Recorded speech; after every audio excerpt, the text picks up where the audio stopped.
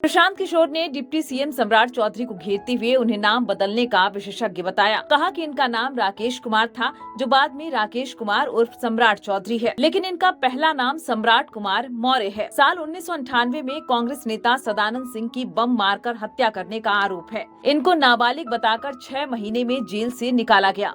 आगे उन्होंने कहा कि जब यह बिना विधानसभा या विधान परिषद का सदस्य बने मंत्री बने, तब इन पर कम उम्र होने का आरोप लगाकर बर्खास्त किया गया। उस केस के आवेदन में सुप्रीम कोर्ट में लिखा गया कि इन्होंने मैट्रिक का एग्जाम सम्राट कुमार मौर्य के नाम से दिया। बिहार विद्यालय परीक्षा समिति ने बताया कि सम्राट कुमार मौर्य को मैट्रिक में 234 नंबर आया था और ये फेल हो गए थे। सुप्रीम कोर्ट ने 1998 में इनकी उम्र का निर्धारण किया। 2010 में अपने हलफनामे में उन्होंने खुद को 7वीं पास बताया है। मेरा सवाल है कि राज्य के डिप्टी सीएम बताएं कि किस साल में मैट्रिक पास किए हैं। इनकी डिग्री फर्जी होने का आरोप है। यह आदमी बिना मैट्रिक पास किए डी.लिट कर लिए क्या? सम्राट कुमार मौर्य उर्फ राकेश कुमार उर्फ सम्राट चौधरी मर्डर के इल्जाम में जेल काट कर आए हैं। जनता ने राजद को जंगल राज के लिए हटा दिया, लेकिन भाजपा के लोगों का चाल चरित्र और चेहरा देख लीजिए। आ जाइए, दूसरे बड़े नेता हैं यहाँ के सम्राट चौधरी, यहाँ के उप मुख्यमंत्री हैं। भाई साहब नाम बदलने के विशेषज्ञ हैं। कई लोग, पिछली बार हमने आपको बताया था और लोग जानते भी हैं कि इनका नाम था राकेश कुमार, बाद में हुआ राकेश कुमार उर्फ सम्राट चौधरी। ये पूरी सच्चाई नहीं है। इनका ओरिजिनल नाम है सम्राट कुमार मौर्य। पहला नाम इनका है सम्राट कुमार मौर्य। 1998 में इन पर एक मर्डर का इल्जाम लगा।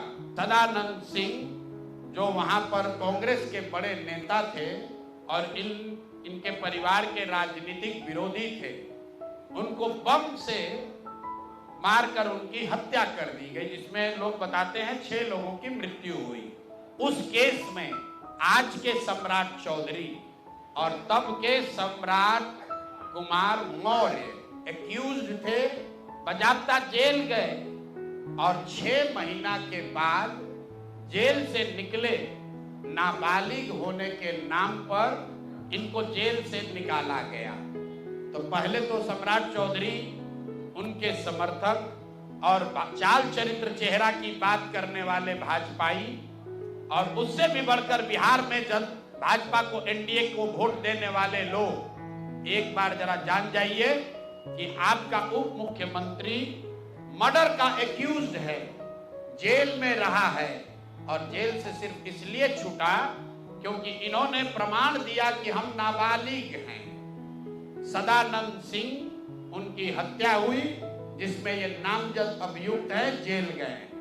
अब दूसरी बात सुनिए, जब ये भाई साहब मंत्री बने, बिना विधानसभा विधान परिषद के सदस्य हुए, इनको मंत्री बनाया गया। तो जब मंत्री बने तो इन पर कम उम्र होने का एक केस हुआ, जिसके वजह से इनको बर्खास्त किया गया। ये बात तो सब लोग जानते हैं और सम्राट चौधरी भी कहते रहे वो मामला तो पुराना है, सब सेटल हो गया है। अब क्या सेटल नहीं हुआ है वो हमसे सुन लीजिए। उस केस के पिटीशन में सुप्रीम कोर्ट में लिख के दिया गया कि इन्होंने जब मैट्रिक का एग्जाम दिया, तो मैट्रिक का एग्जाम इन्होंने दिया है सम्राट कुमार मौर्य के नाम से, और सुप्रीम कोर्ट के हलफनामे में यह लिखा गया कि सम्राट कुमार मौर्य उस समय के, इन्होंने इनका एडमिट कार्ड, इनका रोल नंबर वो सब जारी किया, सुप्रीम कोर्ट के दस्तावेज में है। और बिहार विद्यालय परीक्षा समिति जो मैट्रिक का एग्जाम कराती है, इनसे पूछा गया सुप्रीम कोर्ट के द्वारा इनके पढ़ाई के एज के बारे में, क्योंकि मैट्रिक के सर्टिफिकेट को ही एज का दस्तावेज माना जाता है। तो उसमें बिहार विद्यालय परीक्षा समिति ने बताया कि सम्राट कुमार मौर्य करके जो विद्यार्थी मैट्रिक की परीक्षा पास करने का दावा कर रहे हैं, ये एक्चुअली 234 नंबर इनको आया था, ये मैट्रिक परीक्षा फेल हो गए थे। ऐसा हलफनामा सुप्रीम कोर्ट में दायर किया गया। तो इसको ध्यान रख लीजिए। 1998 में सुप्रीम कोर्ट में जो दस्तावेज जमा किया गया, जिसके आधार पर सुप्रीम कोर्ट ने इनके एज का निर्धारण किया, उस दस्तावेज के मुताबिक सम्राट कुमार मौर्य मैट्रिक का एग्जाम पास नहीं किए, उनको 234 नंबर आया, उनको फेल कर दिया गया।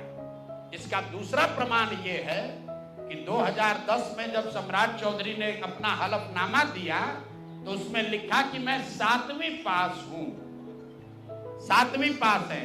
तो जो सुप्रीम कोर्ट में दस्तावेज है उसको सम्राट चौधरी ने भी 2010 में स्वीकार किया है।